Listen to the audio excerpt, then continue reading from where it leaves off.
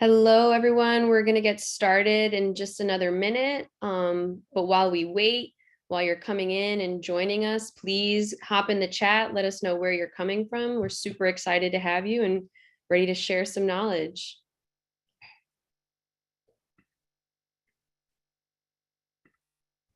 Let's see where we have people coming from.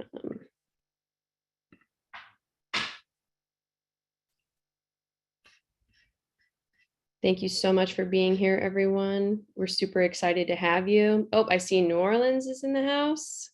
Where else? Wisconsin.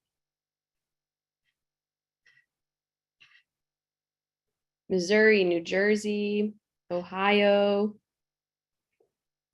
another Jersey. We love it. Canada, welcome. Virginia, oh my goodness, keep it coming. Let us know where you're joining us from. Just some housekeeping things before we get started. Once again, thank you for being here. Welcome to our webinar, Teaching Research Skills in Middle School ELA Classroom. My name is Elisa Osorio, and I'm an Associate Product Marketing Manager for our middle school product, Amplify ELA. Today's webinar will be recorded, and we will email out the recording link for you to rewatch as you'd like. If you would like to access the captions, you can click on the live transcript button that will be in the bottom tray. And throughout the webinar, if you have any questions, please pop them in the Q&A box or in the chat, and we'll try to get to them throughout the presentation or if there's time at the end. Also, throughout the session, please feel free to throw in any comments in the chat. We love to hear from you. We love that you're engaged with us. So once again, thank you for joining us. Thank you for being here. And it is my honor to introduce the wonderful Kamilah Simpson, who is a senior product specialist here at Amplify and our host for this afternoon. Kamilah.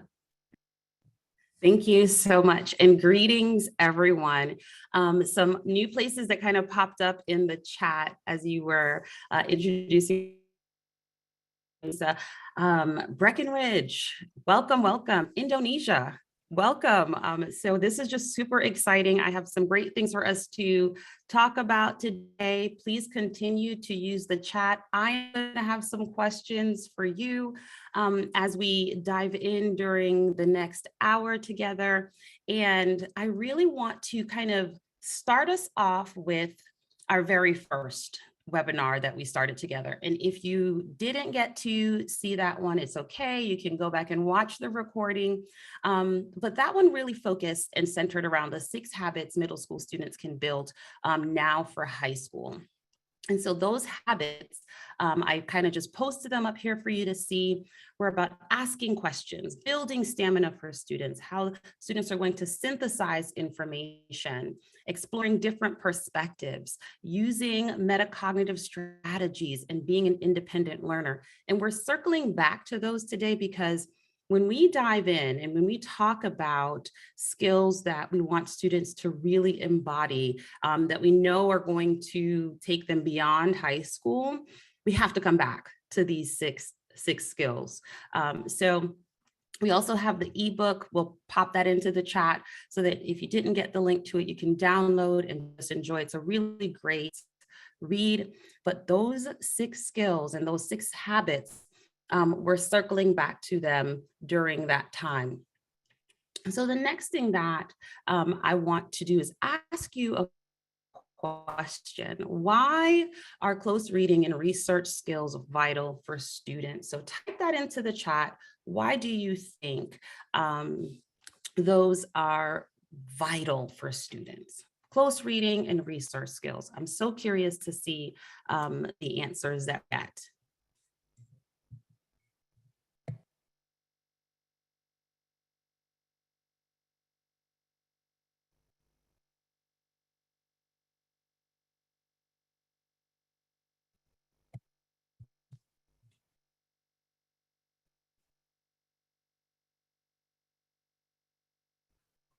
Already,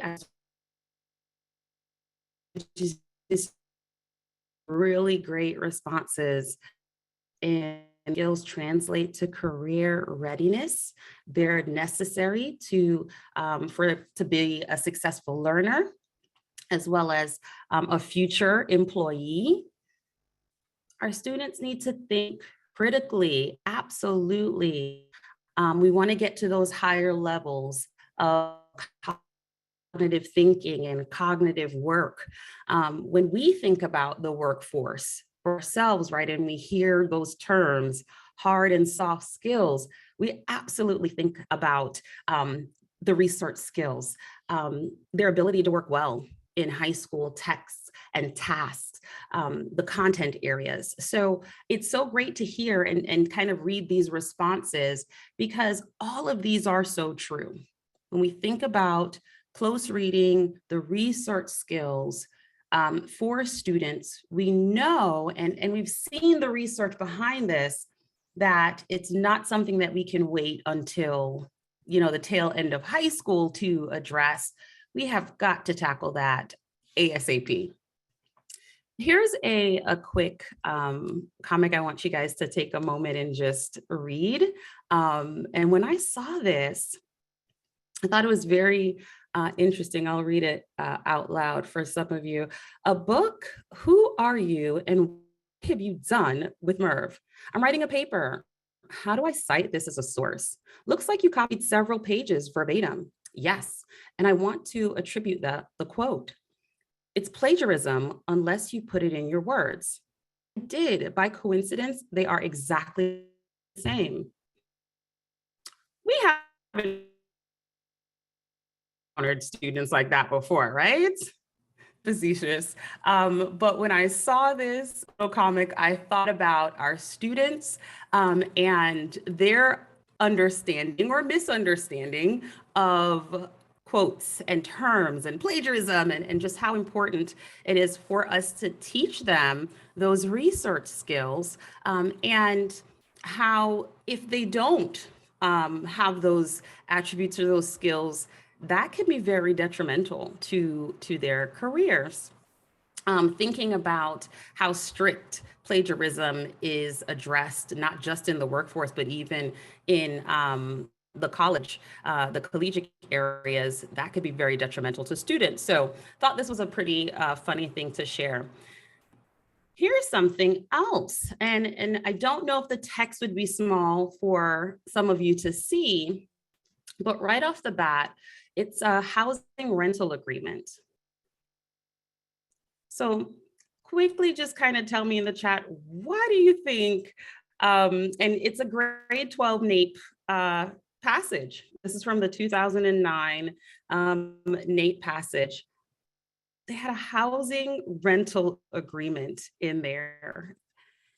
It's informational text. And I only just kind of took the snippet of the first. Kamilah, you're breaking up quite a bit. Would you mind turning off your video? I think that would help. There were 4 pages and vital for them to have experience with a rental agreement. But looking at this, I want us to zone in on one particular section, which is the security deposit. The rental agreement also comes in to students' lives very early on. Whether or not their caregivers are renting or they're going to live off campus when they get to college. Very important piece of paperwork. And so students had to read this passage and then they were asked this question. And so I want you to take a moment and I want you to just type in the chat, what do you think the answer to this question is?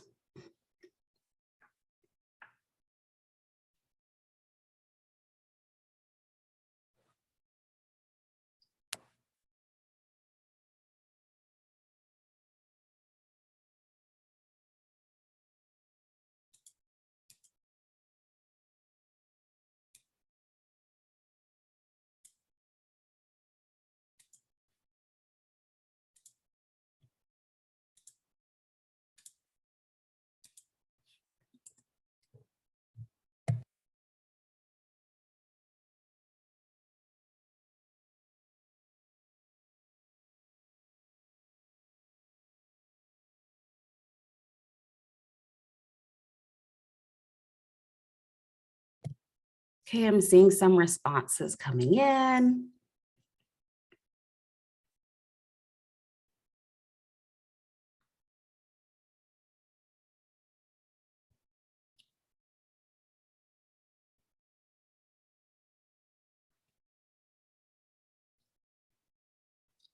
And when we look at the answer choices, these are all, reasonable or relative reasons why you may think, well, you may lose your security deposit. The answer is D. But for many of us that have had that life experience and we have that background knowledge, this could have been an easier piece for us to attain than a 12th grade student who hasn't rented a thing before. So we want to continue to build our students' knowledge and allow them access to understand how to really dive into critical components. So now we're going to start to transition our understanding of how do we do that. Here we're talking 12th grade. Let's kind of scale it back a bit and come back to Amplify ELA and see how we're preparing students for that in grades 6 through 8. So where does Amplify ELA have these critical components? These are happening in our collection units. And so inside of the collection units, there are quite a few amazing, really great things happening. These units actually provide a different cadence than what's happening in the other core units of study. And so we'll dive in and talk about them specifically. For some of you, you may just be exploring Amplify ELA, and for others during this time, you have experience with Amplify ELA. So I want you to share out for those that may not have the same experience level that you do. What is your favorite collection unit and why? So here are the 5 collection units.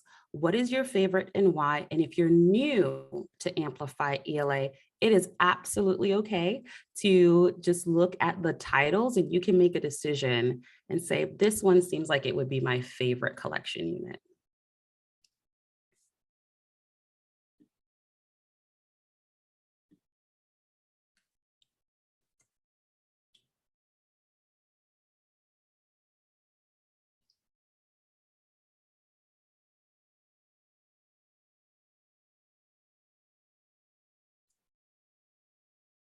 I see 7E, the Frida and Diego collection unit, 7F, the Gold Rush,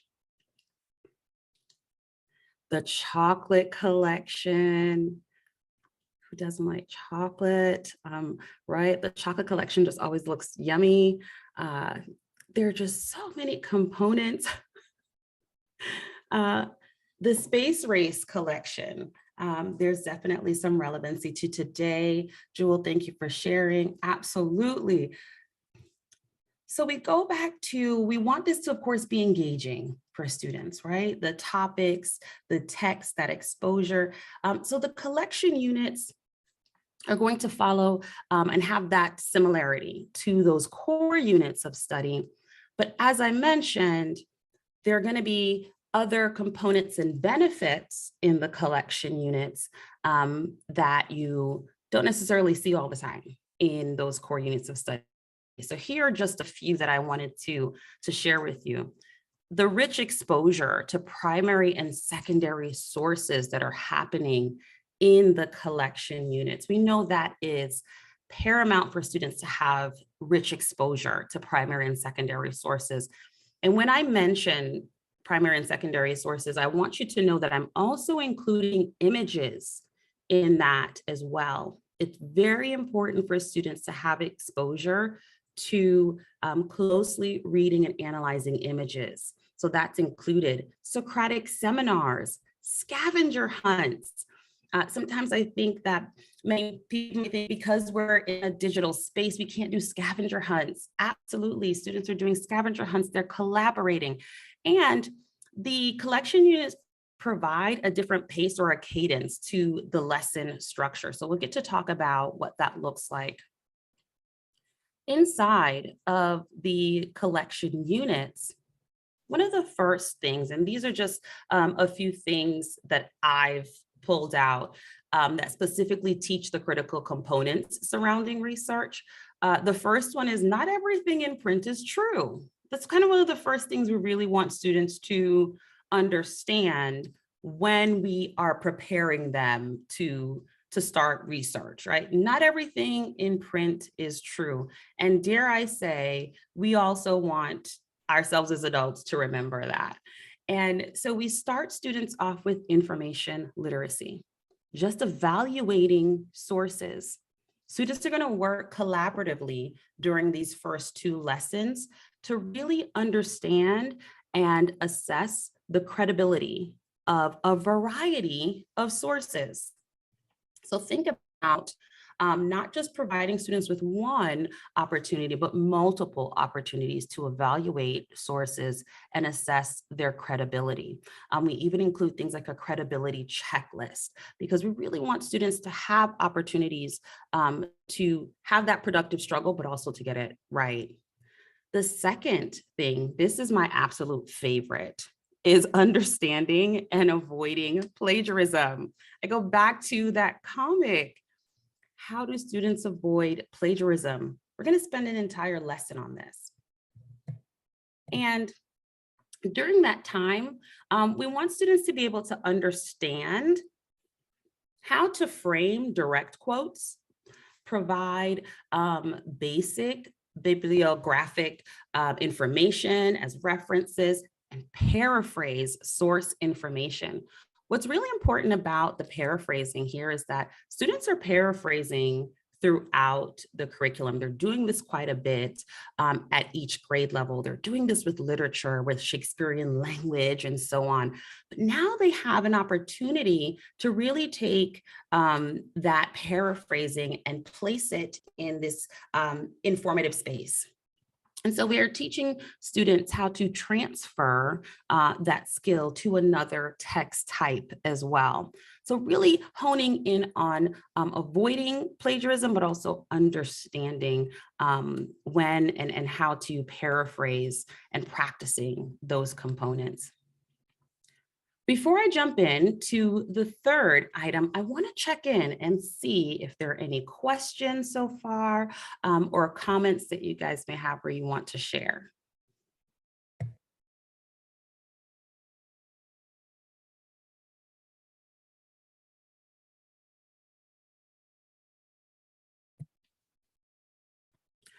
Okay, the next thing that I want to do is I'm going to put up a picture.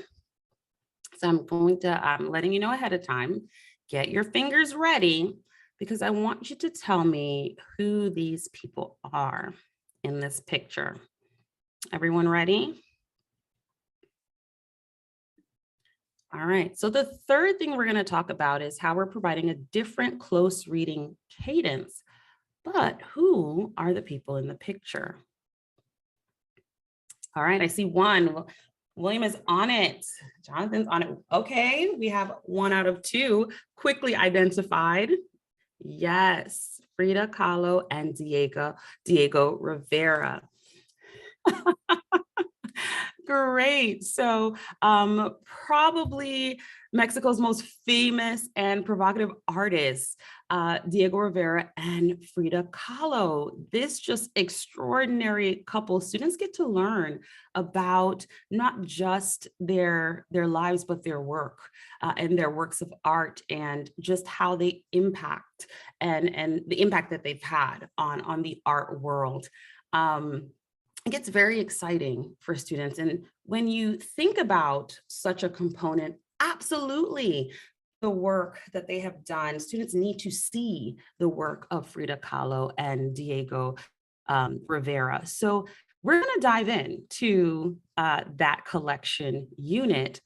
When we talk about a different close reading cadence, in the other units of study, what happens typically is students are going to have a text, and over the course of multiple days, they will closely read portions of that text.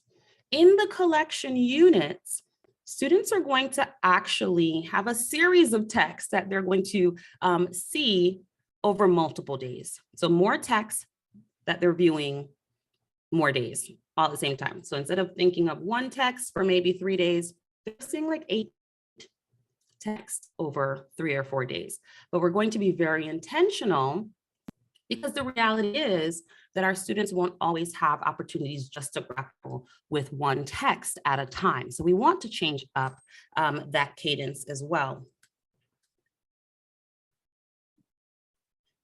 So how do we do that? We have to ensure that our students are comfortable and prepared to skim, scan, and synthesize. So inside of the collection unit, students are going to explore a selection of texts and those images. They're going to practice skimming and scanning sources, and they're really looking for how relevant is the information. We're going to ask question, and they have to actually through each of either the images or the text. Once they find the answer, now they're ready to actually dive in and closely read that particular image or text and answer a series of questions. So we can teach the skills that we need students to learn while introducing them to the content. And so we want to skim, scan, and synthesize. These key components are happening during those scavenger hunts and preparing for the internet research as well. Next, we have student choice. Student choice is another thing that I circle back to when we talk about engagement for students. Students are more likely to feel engaged if they feel that they have a choice in the decisions that are kind of being made. I almost get to choose my own adventure. So when students are working with language in this unit, for example, we're going to really talk about and understand what descriptive language is. And then we're going to introduce the text. And here's one of my favorite pieces. Here's an excerpt from Frida Kahlo. And she is writing about her husband, Diego Rivera. My favorite lines, I start right about here with that second sentence. He looks like an immense baby with an amiable but sad looking face. His wide, dark, and intelligent bulging eyes appear to be barely held in place by his swollen eyelids. They protrude like the eyes of a frog, each separated from the other in a most extraordinary way. And this is when students may start to question who she's talking about. So we have to remind them that she's talking about her husband, who is the love of her life. She absolutely loves him. And then, because this is descriptive language, we want to continue to stretch students and give them that exposure to a variety of texts and text types. So then students are going to read Sonnet 130 by William Shakespeare. And they're going to read, lines such as, if hairs be wires, black wires grow on her head. And once students are reading this, yes, he loved her. And so what does all of this have to do with descriptive language, and how are students going to actually create student choice from this? Well, they get to choose one of these beautiful creatures to write a love letter to. So notice the scaffolds that are embedded in the collection units themselves. And here we've taken information that students have learned about Frida Kahlo. We've introduced Sonnet 130 by William Shakespeare. And now we've placed a moment for students to have a choice to write and create a love letter using as much descriptive language as they can muster. So that engagement, we've increased that level of engagement for students using those components. So this is the second time I kind of want to pause and see if there are any questions, and then I have a question.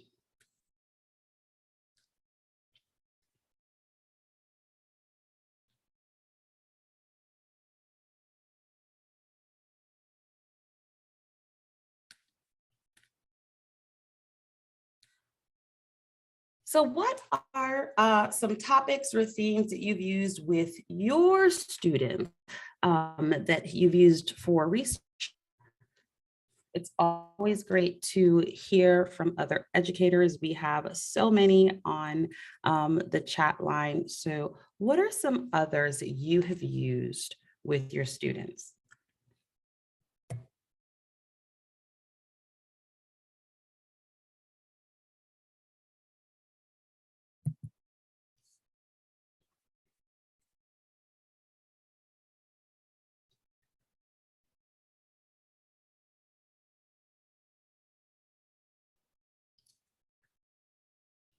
Kim has given a great response. Children's books for science topics, the Harlem Renaissance, for poetry, coming of age.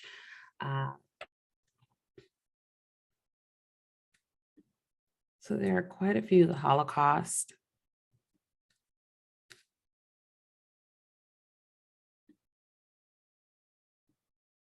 A Socratic seminar on exercising free speech.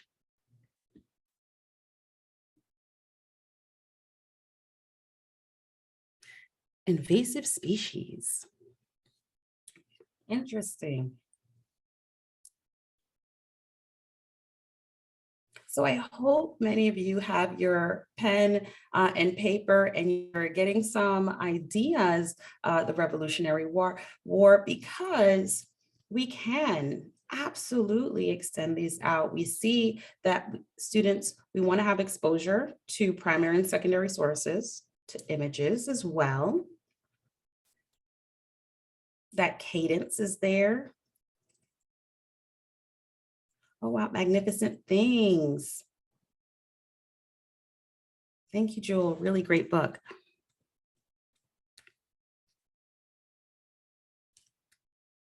So keep those suggestions and topics coming into the chat. And I want to say it was Jonathan that mentioned Socratic seminars, because that is the next thing that we're going to actually talk about. So it does seem that some of you have familiarity with Socratic seminars.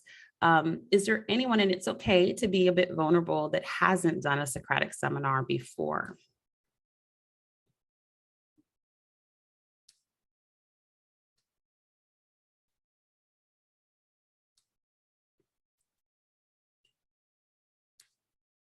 And so for those of you that are familiar with Socratic seminars, and those of you that are still on your journey, a Socratic seminar is pretty much a formal discussion. It's based on a text.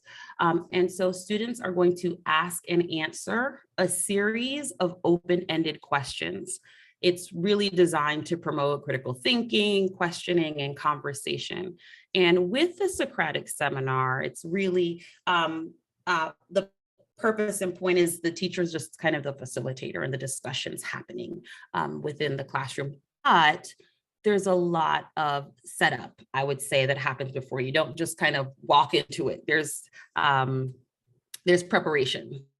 And the great thing is, inside of the curriculum, teachers have all the tools that they need. So we actually introduce Socrates and explain this to teachers and students, and how they're actually going to participate in the classroom discussion, what are the guidelines, and so on. So because we want them to have a successful Socratic seminar. And then the other thing that's going to happen and occur will be a culminating activity. The culminating activity, I really want you to think about when we hear project-based learning opportunities, or how do I really sum up what's going on in the units? So at the end of the Frida and Diego unit, the culminating activity is actually a media project. And this digital multimedia collage isn't, I would say, a stand, if you will. Students are still working collaboratively. They're going to create a digital collage. It's based on the research and their writing essay. So notice that we're tying in all of the components within the units themselves. So we have all of the steps that we want students to take. We want to circle right back to the habits we want for our middle school students. And those are key components. Are students allowed to ask questions? Are we building stamina?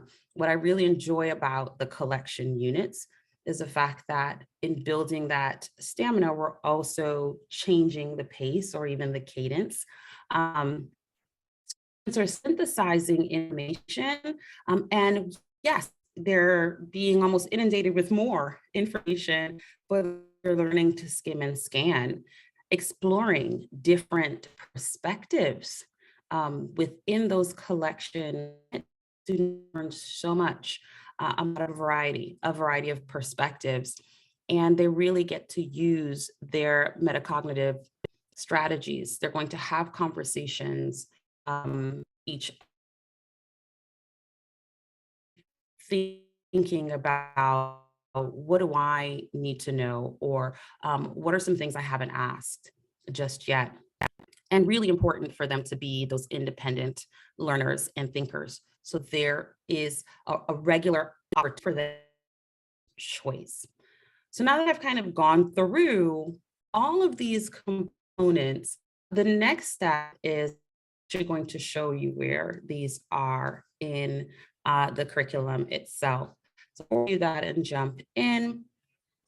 Are there any questions about the 6 habits, questions about the collection units, or questions around research?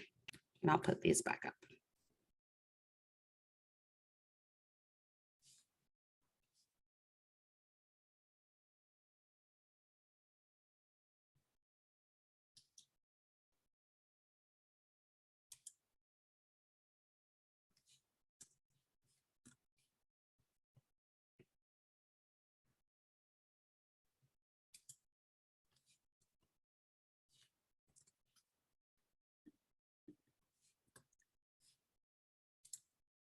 All righty. If you think of any questions, please do not hesitate to ask. Now I'm just going to go through all of those components so that you can see them, I like to say, live.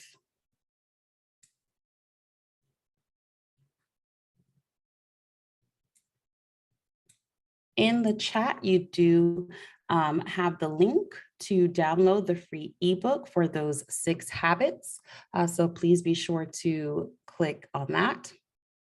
Here I am in the Frida and Diego collection unit. And throughout all of those subunits that we talked about when I'm planning for these, of course, I have my overview and my information that I will need as the teacher. But that information literacy, when we dive in and we talk about scaffolding for students, and I mentioned not everything in print is true.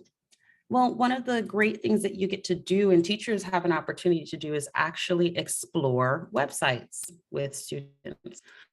And in that exploration, we want students to recognize that not every website is going to provide factual information. So there will be hoax websites. We have to determine the credibility of that website itself. So we'll have those discussions. And the credibility checklist will also come into play. How are we having discussions around evaluating those sources, and then understanding domain extensions? Very important, because this will also allow students to quickly recognize the validity of websites and information that they're gathering from certain websites. So this is just the first step in us allowing students to start to understand and evaluate sources as they begin their research. The next step is when we do introduce the checklist and we have students start to assess that credibility.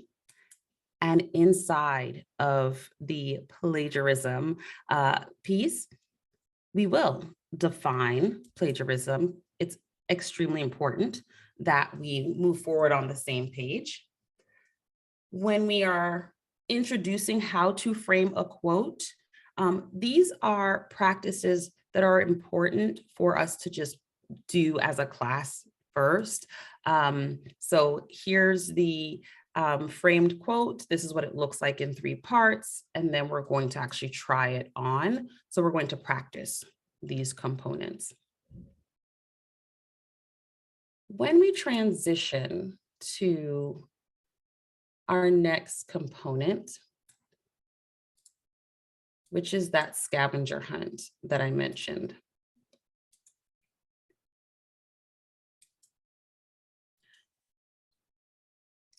What I'll show you here is how the scavenger hunt works, especially around images.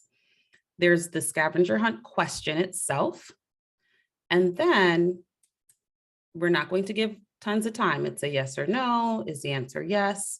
Did you find the answer? Let's look at the images. And so students are scrolling through each of these components and answering the questions.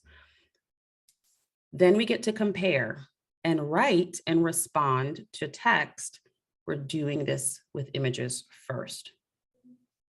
So thinking through how students get to analyze those paintings and pictures, because the next thing that we're going to do is actually do this exact same scavenger hunt or style of scavenger hunt, but we're going to do this with text. So even just the introduction of these components and the scaffolds, images first, then text, this allows almost all of my students to enter into this space, even when I think of my struggling readers, learners, and so on, just by the order of how these have been completed. And of course, we're going to share immediately after. When we get into the student choice, we talked about the writing piece and the Socratic seminar and even that culminating activity. So we've provided supports for teachers in the instructional guide for each and every single one of those steps. And this is just the example from the Frida and Diego collection unit. A big reminder regarding Socratic seminars, these aren't debates.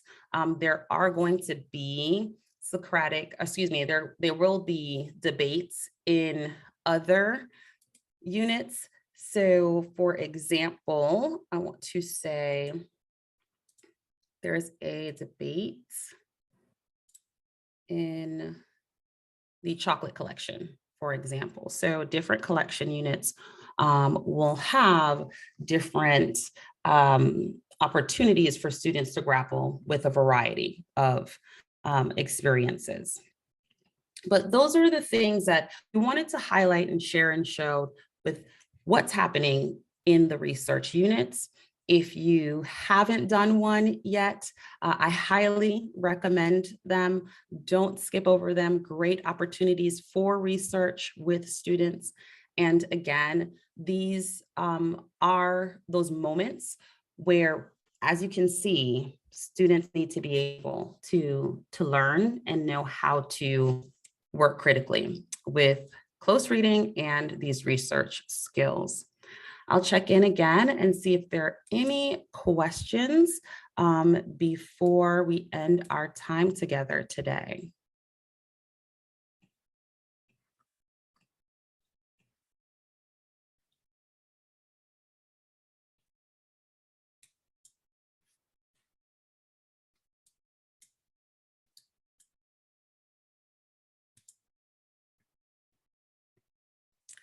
I want to thank every single one of you so much for being here.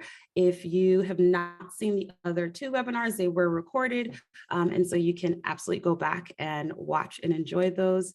We thank you all once again and have a wonderful evening. Bye, everyone.